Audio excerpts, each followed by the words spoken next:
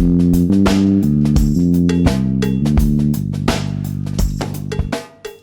right, everybody. It is Thursday, February 11th, 2021, and this is the Fight Business Podcast.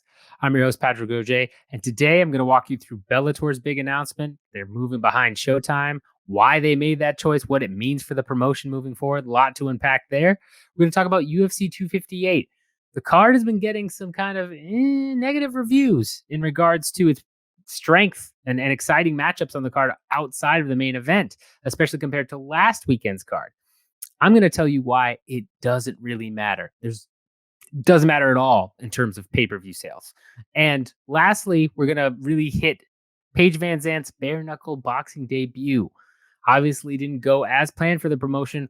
What does it mean? Does it really hurt BKFC that she lost in the fashion that she did? What about her own brand? We'll walk through that as well. Plus a couple of other little tidbits if we have time to get to them.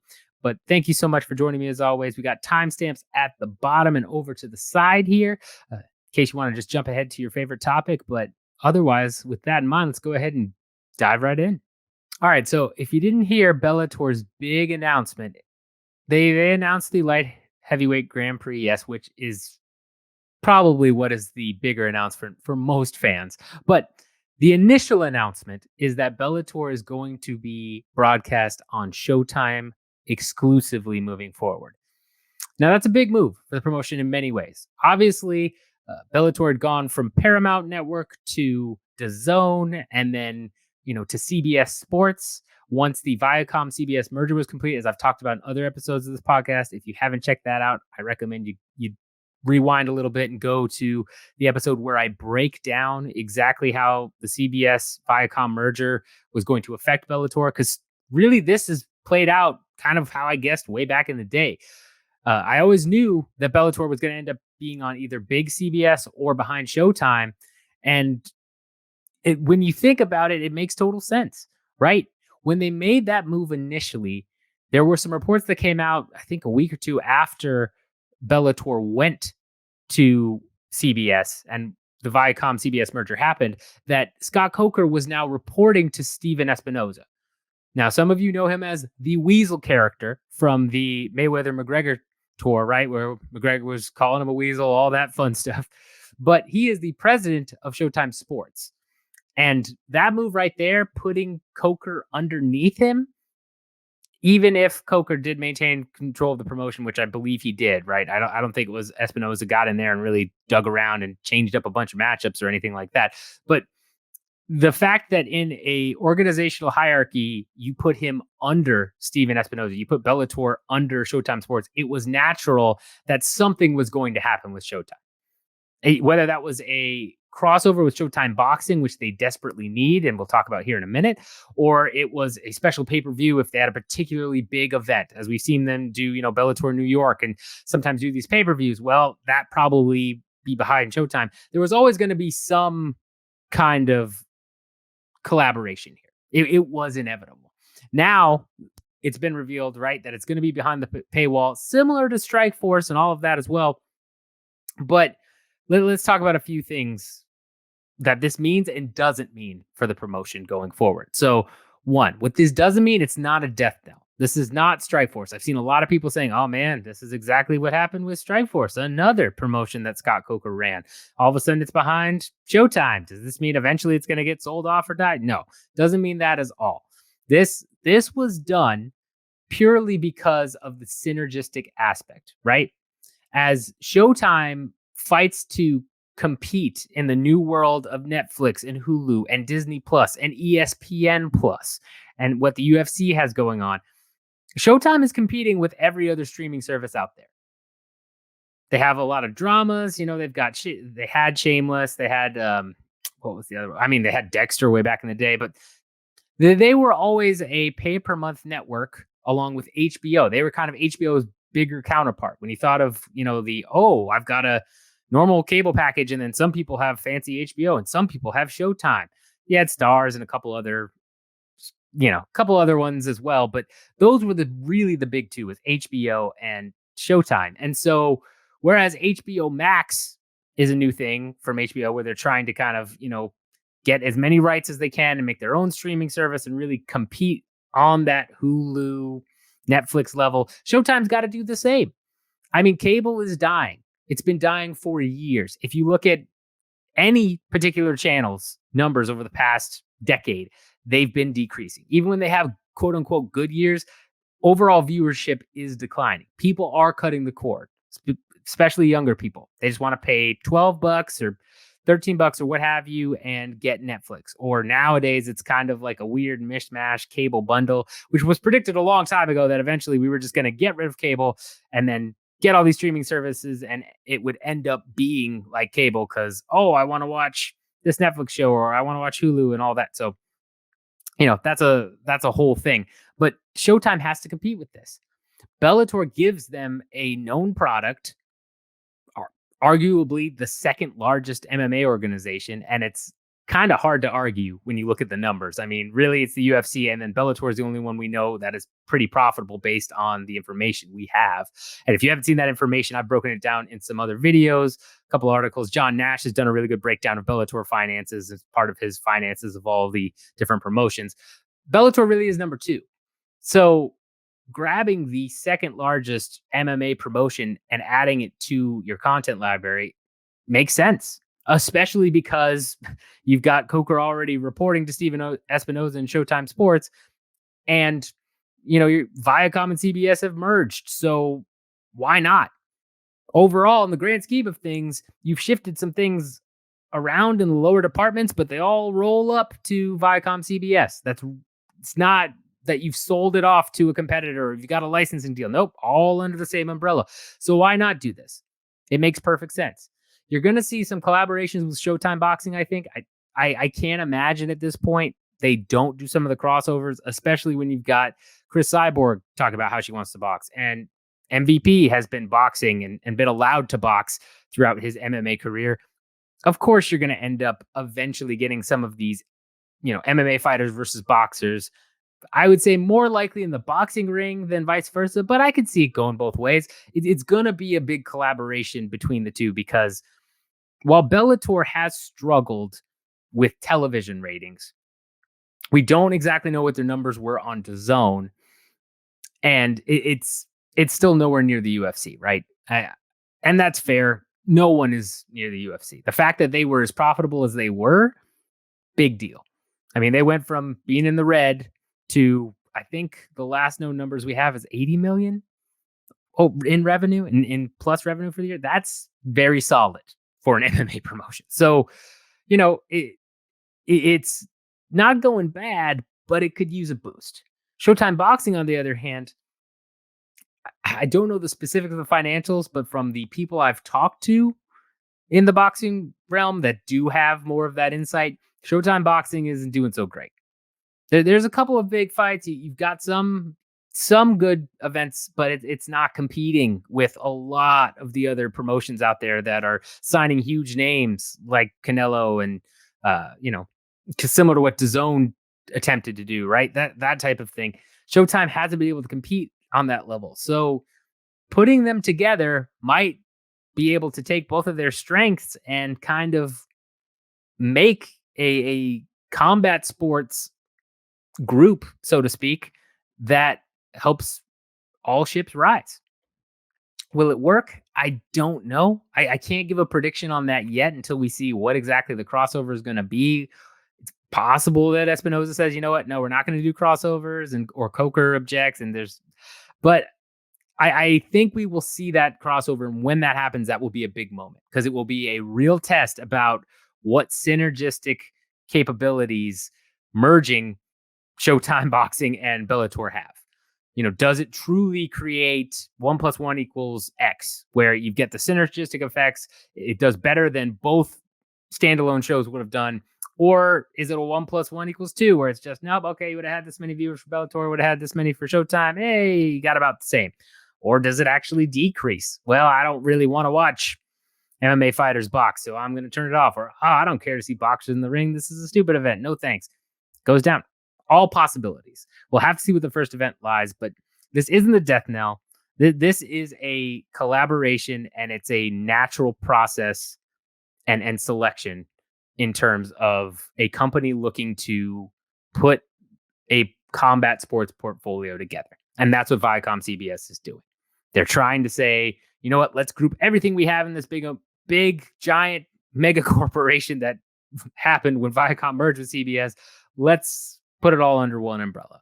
We may very well keep their brands completely separate. And it's just, oh, cool, I'm watching Showtime Boxing, or oh, cool, I'm watching Bellator. Either way, though, you're going to have to pay for Showtime, and that's really the big key. You're going to have to sign up for Showtime for this, and that's a huge priority for Viacom CBS right now as they struggle to compete with Netflix, Hulu, HBO, all those other guys. So nothing to freak out about. This isn't the end of Bellator. If anything, this kind of just strengthens their financial position because it means that they were enough of a priority to bring into a premium service, right? Obviously, someone looked at the numbers and the financials and said, yeah, we want to put this in the premium catalog so people have to sign up for Showtime for this.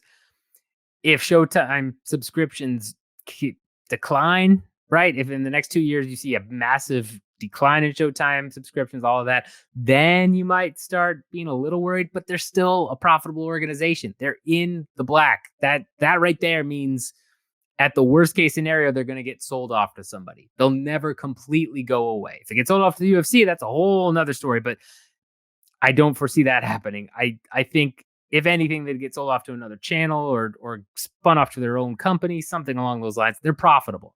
They're not in trouble. They're not going under in 3 or 4 years. Don't worry about that. We'll see what happens. It's a big move and a smart one by Bellator and more so by Viacom CBS to try and make this happen. So we'll see where it goes. All right. Next thing I want to cover here is the UFC 258 pay-per-view. Now, seen a lot of chatter on social media about the strength of this card, right? If you compare it to the Volkov versus Overeem fight night we just went through, a lot of people would say it's weaker overall. You've got a great main event with Gilbert Burns versus Kamaru Usman. Then you've got Macy Barber taking on Alexa Grasso in the co-main, which are notable names, but again, not a title fight, nothing crazy, number one contender bout or anything like that. And then you've had a couple of fights drop out. You've had some, Weidman versus Hall was supposed to be on this card, which was going to be a pretty juicy main event just from between two veterans. That's gone. You've lost a lot of your excitement from the original lineup. And a lot of people are saying, yeah, I'm not going to buy it. I'll legally stream it, whatever. And with the pay-per-view price increase, even more people are saying, yeah, this is going to do terrible numbers. They just raised the price for Conor versus Dustin, and now it's even more money to buy essentially a Gilbert Burns versus Kamaru Usman fight. No, thanks. I'm going to go ahead and hit the old seas, sail the high seas, as they say, when it comes to pirating. That's what's been going on. And someone had asked me, what do you think on this? Do you think that this card will do particularly poorly because it is weaker compared to last week's entire card and to a lot of the other cards we've seen? It's not really a pay-per-view quality card. So could we see a decrease in buys? No, I don't think so at all. And let me explain why. Going back to Paul Gift's fighter MRP study. If you haven't read that or read my piece on that does a quick overview, I recommend reading the actual study as well, but you can check out the body lock, search fighter MRP. It's right there.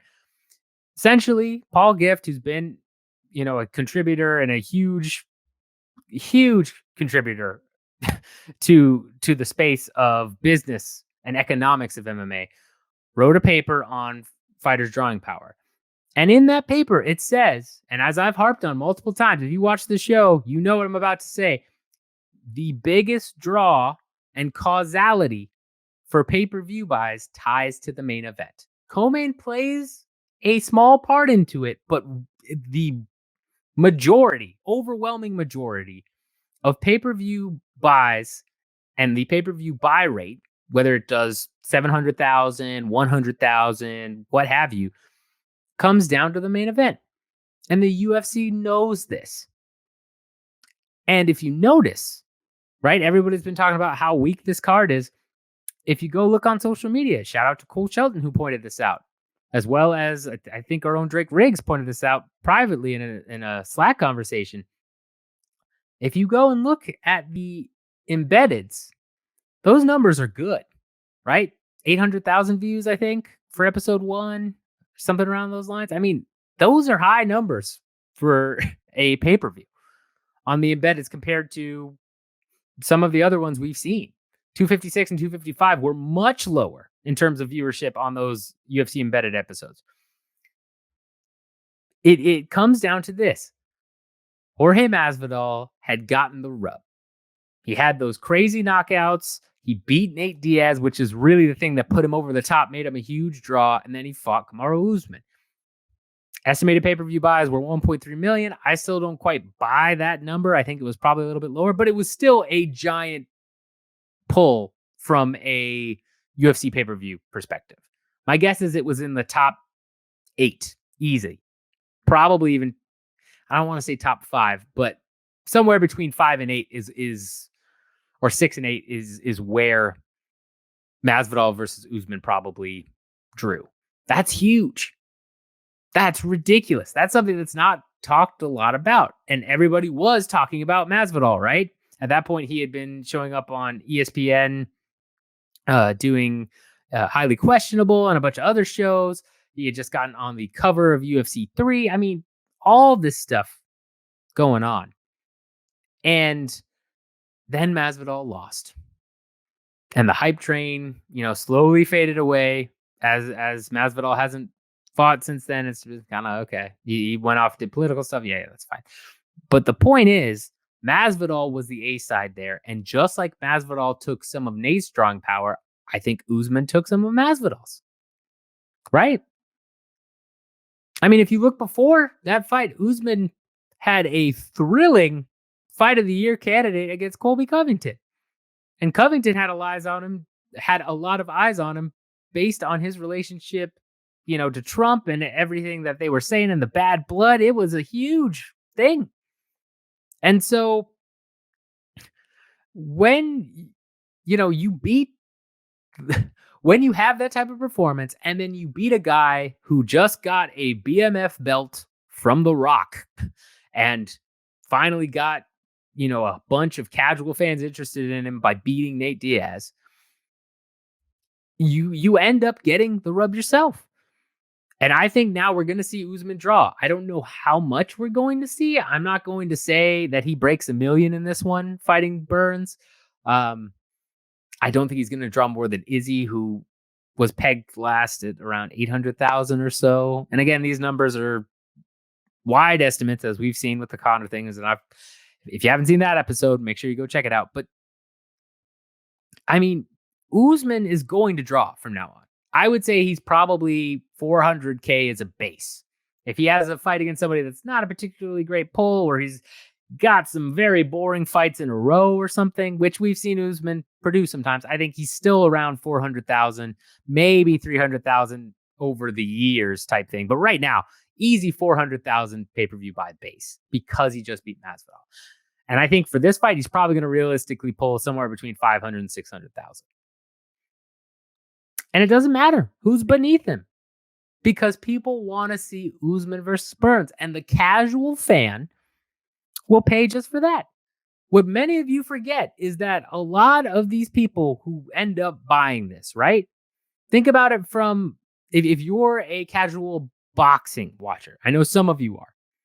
Think about, actually, you know what? Let's think about it in the easiest possible terms. Mayweather-McGregor. How many of you bought the pay-per-view and then watched any of the undercard, even the co-main? Maybe you checked the co-main because you weren't sure if Mayweather was going to fight McGregor, or when Mayweather was going to fight McGregor. So you might have watched part of the co-main to make sure, yeah, okay, now I know the main event's starting. But did you seriously watch any of the undercard? What about Canelo Triple G, right? Joshua versus Ruiz. How many of you that are like, oh man, that's a big boxing fight. You know what? I'm gonna go ahead and switch over. And then watched the entire thing. Or even just the co-main or a couple fights before. No. You probably, if you're like me, because I did this, and I know a lot of, by more hardcore MMA friends that watch some of the boxing fights did this, you probably tuned in for the main event. Although I think I actually did watch more of the card because I was having like a watch party thing. But still, point is, this happens all the time. And the same thing is true for MMA. If you're a casual MMA fan, sometimes you buy the pay-per-view just to watch the main or co-main. And you do not care about anything else on the card. And that's the key. The hardcores will always be there because we buy anything. We will buy straight trash. We've complained about some of the cards we've bought, right? What was it? Nunes, Pennington?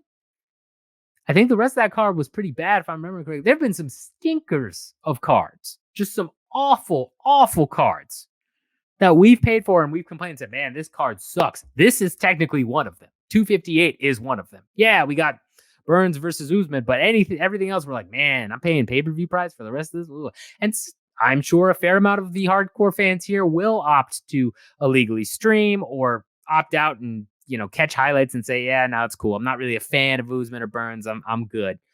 I'm sure that'll happen. But there will still be a hardcore contingency that watches every UFC pay-per-view that will begrudgingly buy this.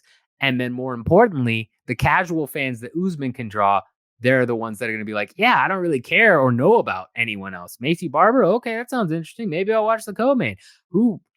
Wait, who's this Jim Miller? But that sounds familiar, but I don't know. No, I'll just tune in, around the main event time. Because that's the way they look at it. And the UFC knows this. And this has been proven. This has been statistically proven by a professor of economics. This isn't just me rambling and saying, yeah, this is how it is. No, this is somebody, Paul Gift. You can thank him for doing the math to calculate all this out and be like, oh, okay, yeah, this is true. It's really all about the main event. Co-main sometimes pulls them in, but really all about the main event. So it doesn't matter that the card is not what we would consider a normal pay-per-view quality. It doesn't matter at all. It's still going to pull, I think. I'm going to estimate 500K here. And some of you are going to be shocked and be like, how? Like, because everything I just explained. So let me know in the comments if you agree or disagree with that prediction. I'd love to hear your feedback on that. And make sure if it does hit 500K or so, make sure to brag to everybody, yeah, I knew it was. And then explain everything I just explained because you'll look really smart. So there you go. All right. Next thing we're going to talk about is Paige VanZant's BKFC debut. Obviously, did not go according to plan. If you didn't see Dave Feldman's face, whew, he was not a happy camper. He looked very much like Dana did when Conor got knocked out. Not what you want to see as a promoter. But the big question is, does it hurt BKFC's brand? You had this big signing. Paige, you really put a lot of your marketing and a lot of your eggs in the Paige VanZant basket. And she went out there and lost to Britain Hart, who I think is now, it's either a 1-2 or 1-1 boxer. Someone that PVZ should have honestly been able to, beat. It was set up as a very favorable matchup for Paige, and things didn't go well. Does BKFC's brand get incredibly hurt by this? No, at least not yet. It is a blow, right? There's no denying this is not what the promotion wanted, but it's not the end of the world for the company. And here's why. When you have a situation like this, where you've really tried to pump up a big star and then they fall flat on their face. We've had rare instances of this, right? We had Kimbo and Elite XC, right? That was probably the best example where really Kimbo was the star of that promotion. He got knocked out and it, kind of, but they had their other troubles as well. But BKFC has built themselves around one being just completely different because they're bare knuckle, right? That's a huge selling point of this is, they are a unique type of promotion. They are offering unique entertainment. So even if you didn't have the big stars it's still, you've got that niche, which is a big deal. As someone doing a podcast in a niche, it really helps to have a specific niche so that even if things don't go well, uh, you've got that differentiation, right? So they still got that going for them. They also have, again, former names of different sports, whether that's been UFC or boxing, that have made their way into the ring and have done well. Chris Lieben, obviously did very well and has made a name for himself in BKFC. That carries a lot of weight. You've got several UFC, vets. You had Artem Lobov versus Paulie Mangiani. Now, yeah, just rag on me in the comments. I will say his name 1,000 times. I'm trying to get better at names. I really am. I just suck at it so much. but you have other names, is my point. You're not solely on the Paige VanZant train. This wasn't oh man, like we really went all out signing PVZ and we had no one else. No. It also, right, gives the promotion an opportunity to take stock of their deal with Paige and really refocus, maybe get her to train under certain things, market her as you can market this as I transitioned to a new sport and it was harder than I thought or didn't quite make that jump cleanly. It's not all done because of this one loss. It hurts for the hardcores, but for the casuals, which is something we really like to talk about on today's episode, for the casuals, that's not the case. I would bet money that most casual fans that tuned in for Paige, which there are a fair amount, right? She did garner a following due to Dancing with the Stars. She's got her Instagram. She's got casual fans that probably aren't tuning into BKFC unless she's fighting. They, again, probably don't know exactly how good Britain Hart is. If they do a little bit of research, they find that it might be, okay. But I bet most of them will come back for fight number 2. I think she gets one more fight before, BKFC takes the rap for this in terms of being like, oof, we botched it and PVZ can't sell anything for us. I truly think that because that's how casual fans work, right? If you get enough of a following, it doesn't just all go away because of one loss. In something like the Kimbo situation, it can, but even then, look, Kimbo still drew very big beyond that loss. The promotion had trouble because they put literally all of their eggs in the Kimbo basket. And when he turned out not to be as good as people thought he would be, that sank the promotion. That's not what Dave Feldman has done here. He has shored up other divisions. He has exciting fights, right? That we've seen. We've seen Lobov versus Knight where it's just bloody and just all of it.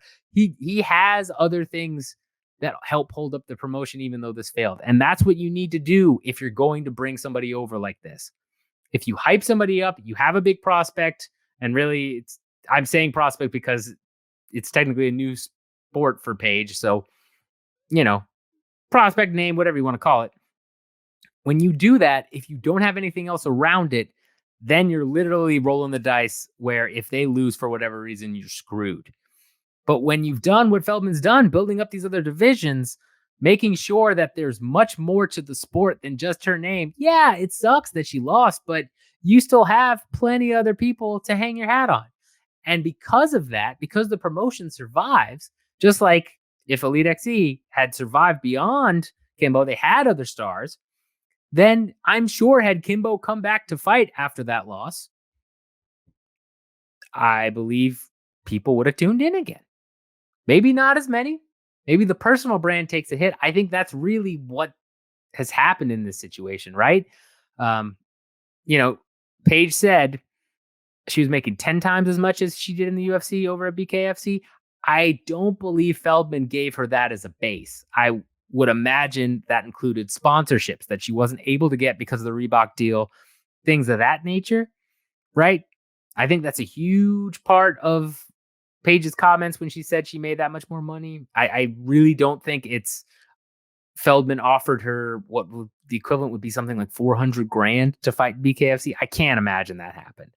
I think she probably got maybe 80, maybe 100 grand as a base, which is still a lot, but really sponsorships must have made up some of the money. At least that's my big guess. I could be wrong there. I'm not going to say that's definitive, but from everything I know about salaries and from, talking with people in the industry, I can't imagine it was 400 grand base, but who knows? Feldman is a crazy guy. It's possible. It is possible.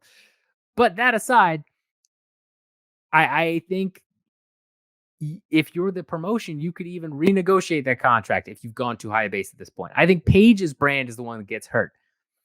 And another example of this, maybe a more concrete example of this, is SiriusXM had started January, I believe January 20th, so it's less than a month, had started a show that Paige led called Knuckle Up, talking about bare knuckle stuff, had Chael Sonnen on, I believe the initial episode, all this stuff. And this week, final episode, didn't even make it a full month. Is that because of the loss? Maybe. I don't think so. My guess is it's, well, let me rephrase. I think the loss helped kill it. My guess is the ratings weren't exceptional as they were. I think SiriusXM was hoping, Paige gets a big knockout win or a really dominant victory, and then they can use that and pour more money into it to kind of build that audience. But I think her losing was kind of the, okay, that's it. Yeah, we're that's the straw that breaks the camel's back. You've lost to a boxer who rambled about being a feeling and who doesn't have a winning record. Yeah, sorry, we're gonna have to let you go. That has significance because I really think if she had gone out and dominated, especially gotten a knockout, something of that nature, SiriusXM doesn't cancel that show, regardless of what the ratings were doing. They obviously must have been pretty bad, but I think she goes out there and makes a statement. I think they invest in her a little bit more and keep it going. But, she didn't. She lost. And I think then they went ahead and just chopped her from SiriusXM. That's a red flag right there if you're Paige VanZant for your brand. Because those followers that know your martial arts background, that know combat sports, that tuned in, yes, because you're Paige and you're a girl and you're pretty and all this other stuff. Cool. But then know that you lost to that boxer. I think that says a lot.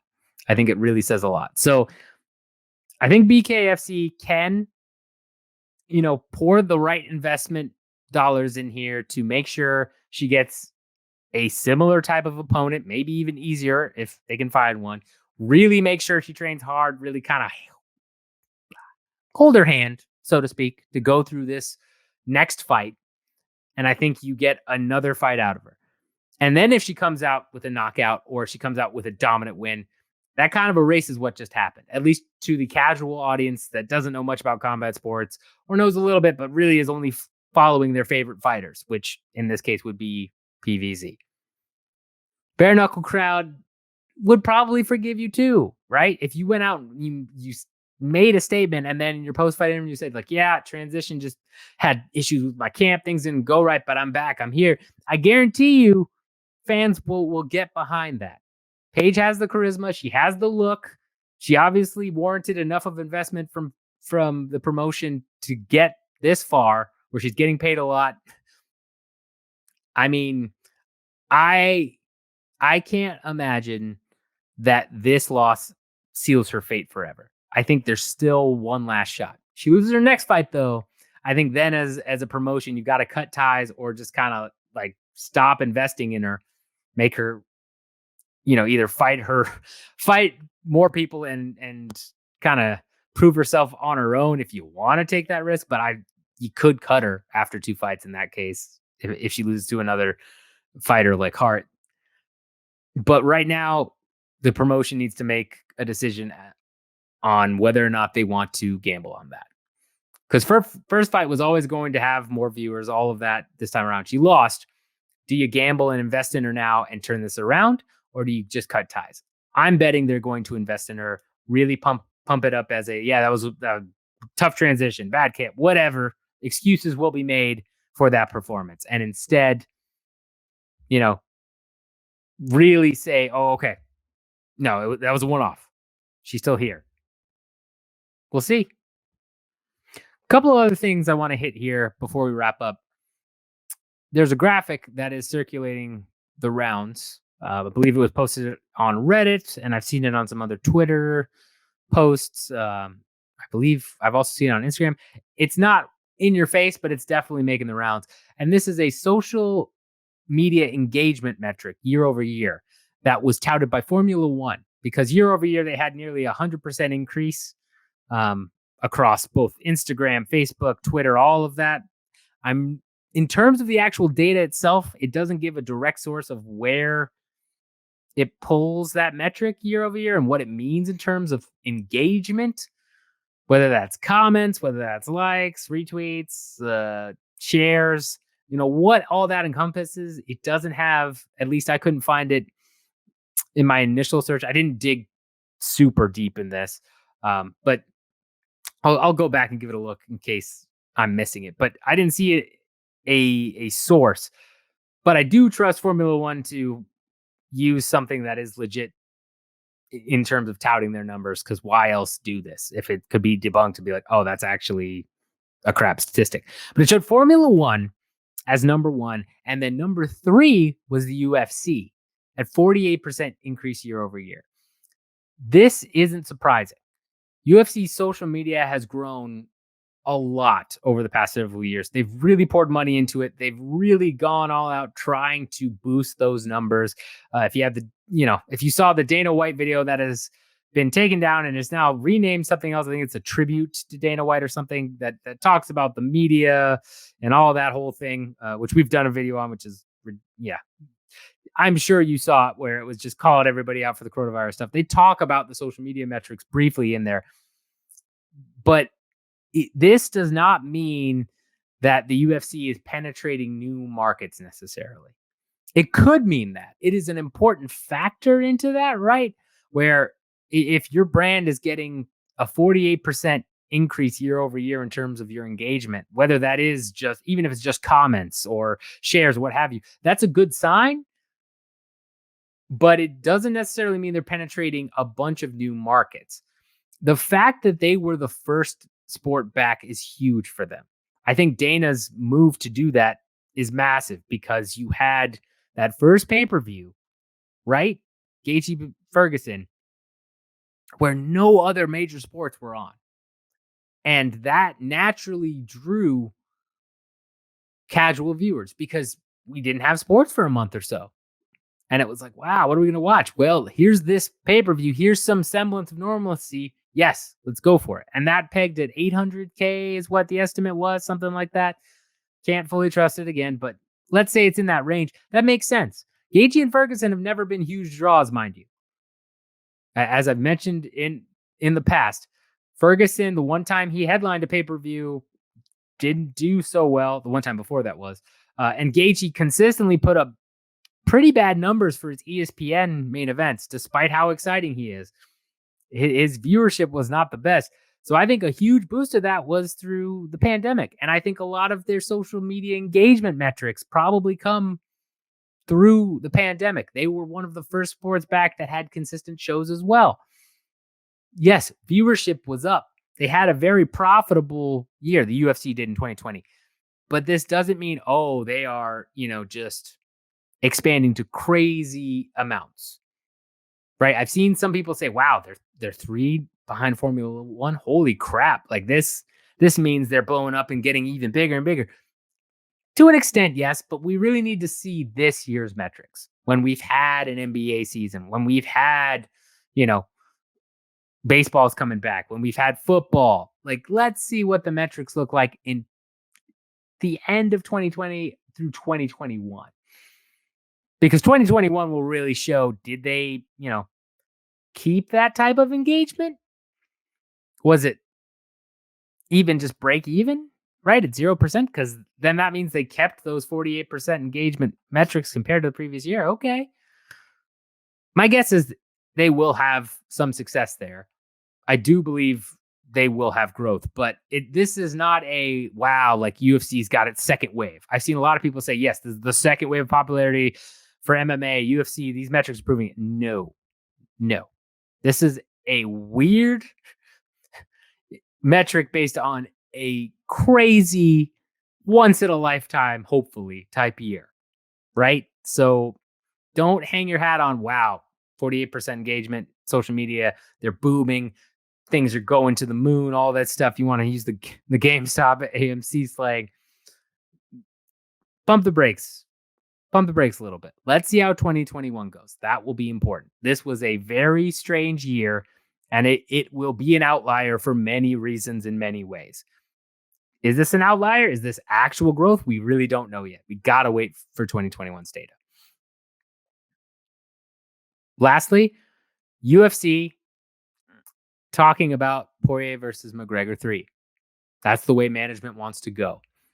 I think this report that's out there saying that UFC management wants to make that fight is exactly what I've been saying in terms of what makes sense business-wise.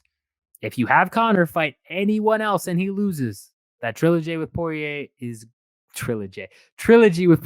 gone, pretty much off the table, as long as Poirier continues to win. If Poirier loses a couple, well, okay, then you can go ahead and make it. But otherwise, that trilogy is gone. And even if Poirier lost a couple and McGregor lost a couple, and then you match them up, which is what they'll end up doing with Diaz McGregor 3, right?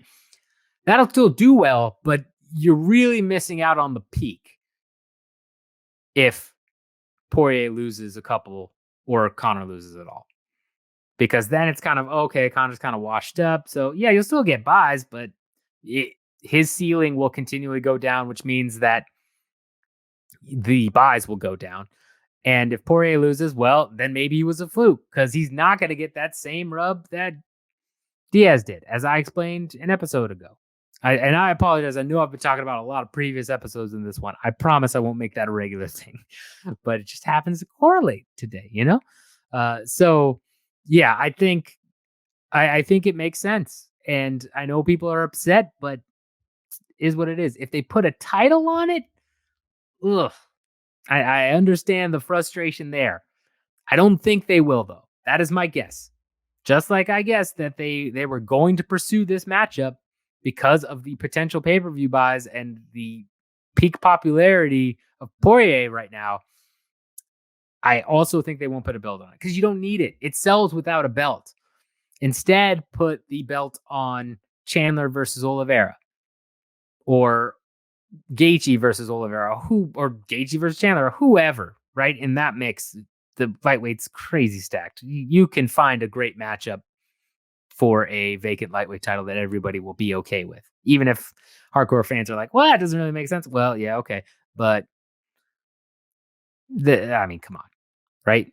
There are ways to look at this meritocratically to get a lightweight belt on the line that doesn't involve Dustin Poirier and Conor McGregor, and that would still be arguably okay. Put Oliveira in the mix. He clearly deserves it based on the 8-5 win streak. And then Poirier did knock out McGregor.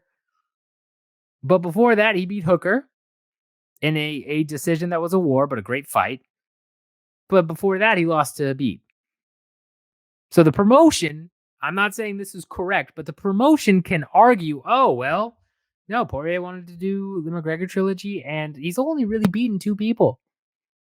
Dan Hooker, who we just saw got starched by Michael Chandler, so they can throw him under the bus, say, yeah, he's good, but he's, And then McGregor, who doesn't have a win at lightweight since 2016, and they can spout that all day. Well, he hasn't really been back fighting in lightweight. He's been fighting more at welterweight. They can spin that. There are ways to spin this. And the fact that they tried to do a short notice booking between Oliveira and Chandler at UFC 258 tells you that they're not trying to do Poirier versus Chandler. They're trying to do Poirier versus McGregor, all of that. And my guess is in an ideal situation, they're going to hold off on having any lightweight title fight. They'll keep teasing Habib, even though Habib said, yeah, I've had this conversation with Dana, and I think Poirier should be champ, and I won't hold up the division, right? I'm sure Habib made his intentions clear, but if Dana drags this out and the UFC drags this out in terms of like, well, we're still in talks, we really don't know if he shows them something, who knows? What that really does is buy them time, because then you can do Chandler versus Oliveira or Gaethje or whatever mix there. And then you can do McGregor versus Poirier, not for the belt. And then you have the winners fight for the belt, which is really what the promotion wants. Because as I mentioned before, I really don't think Poirier got pay-per-view points for the last McGregor fight. They would probably have to give him pay-per-view points for this one if they didn't put the belt on the line. But I mean, I really think that could benefit the promotion. And I really think they can pull it off. So we'll see. We'll see if they put the title on the line against McGregor Poirier 3, if they get that deal done. Hopefully not. I'm with you guys. I really hope that doesn't happen. I don't think it will, though. I wouldn't get panicky about that yet, because it doesn't make business sense. Why put the title on the line when you can wait, right? Although it could be argued, I will say, now that I'm thinking this through, it could be argued that you put the title on the line so that Poirier can have the pay-per-view points in case he wins. And if McGregor wins, well, there you go. McGregor's got the belt. That's a dream scenario for the UFC. But even then, I don't think that's what they're angling for. Because if McGregor just lost to Poirier and then he comes back and wins and wins the title, that's going to really ruffle the wrong feather. So my guess is you get Poirier McGregor 3 and Oliveira, Chandler, Gaethje, Ferguson probably mix. Something's going on over there. No belts at all. My guess is we see the first lightweight belt probably towards the end of the year. That would be my guess. All right, well, with that in mind, guys, if you haven't already, make sure you hit the like button if you like this content. Subscribe to our channel if you haven't, want to see more stuff like this or the other videos we do. Hit the notification button, the bell, so you know when we're dropping new videos. I'm going to be honest with you, from a business perspective, for whatever reason, YouTube loves the little bell notification. So if you can do that for us, even if you're going to ignore some of the videos, which I don't encourage you to do. I do not encourage it. But if you could hit that bell anyway, we would appreciate it. We are so close to 1,000 subscribers. So if you haven't subscribed yet on YouTube and you're watching this on that platform, please do. It means the world to us. We're almost there. We're going to have a big 1,000 milestone celebration video, all that stuff. And also get involved. Drop comments on anything I've covered over the course of this podcast. Let me know how you feel about Bellator going behind Showtime, my analysis on PVZ and the UFC pay-per-view strength, right, for 258. Do you think my guess is wrong? What have you? Anything I've covered in this episode, definitely hit me up. If you have questions, if you want me to cover a particular topic, or you want me to do a particular interview, I am working on interviews. I know I keep saying that. Things keep getting shifted around for whatever reason, but we will have interviews eventually back on the podcast. But let me know who you want to see, right? There are so many people in the business and so many areas of the business that aren't covered. I'd love to hear what you guys want to know more about, because that's what I'm here for. I will set that up. I will make that happen. So definitely hit me up on Twitter, Instagram, via these YouTube comments, and let me know what you want me to cover, who you want me to talk to. And also, I believe producer Jake's going to be able to throw up our Discord server. Come join us there. We are doing videos based on content that you guys suggest, whether that's on Twitter or on our Discord. I mean, that's, or where have you, YouTube, any place, not just limited to those two places, but come join us in Discord. We hang out, we chat, you get to know us a little bit better. You get to bounce ideas off us, or we'll bounce ideas off you. You do predictions with us. It's a whole thing. So definitely hit that up. And if you're listening on Anchor, Spotify, Apple Podcasts, you know the deal. Any service I've missed, make sure to call me out as well. But any just audio listeners out there, again, I always thank you as well. I really appreciate you supporting this in any form. I love what this has grown into, and we're just doing bigger things. So until next time, get that money. Get that money.